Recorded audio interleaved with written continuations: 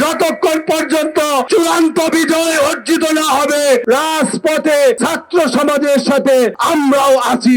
আমরা আমাদের সন্তানদেরকে আন্দোলনের মাঠে একা একই ছেড়ে দিতে পারি নাই। আজকে আমাদের রাজনৈতিক পরিচয় নাই, আজকে আমরা অভিভাবক, আমরা ছাত্রের পিতা, আমরাও মাঠে এসেছি। সেই সমস্ত পুলিশদেরকে গ্রেফতার করা হয় নাই। বাংলাদেশকে আপনারা পৈতৃক রাজত্ব মনে করেছেন। জনগণ ছাত্র সমাজের সাথে জেগে উঠেছে। বাংলাদেশ এখন চূড়ান্ত বিজয়ের দ্বার প্রান্তে রয়েছে,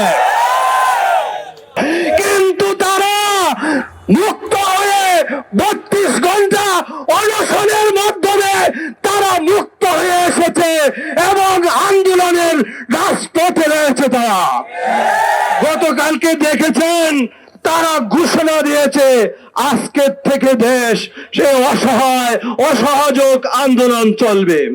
সুতরাং আন্দোলন সফল হয়েছে। সারা বাংলাদেশের চিত্র আমাদের সামনে আছে। গাড়ি ঘোড়া চলছে না, অফিস আদালতে লোকজন যায় নাই, সবাই আন্দোলনের মাঠে আছে। সুতরাং আমরা আমাদের সন্তানদেরকে আন্দোলনের মাঠে একা একই ছেড়ে দিতে পারি নাই। আজকে আমাদের রাজনৈতিক পরিচয় নাই, আজকে আমরা অভিভাবক, আমরা ছাত্রের পিতা, আমরাও মাঠে এসেছি।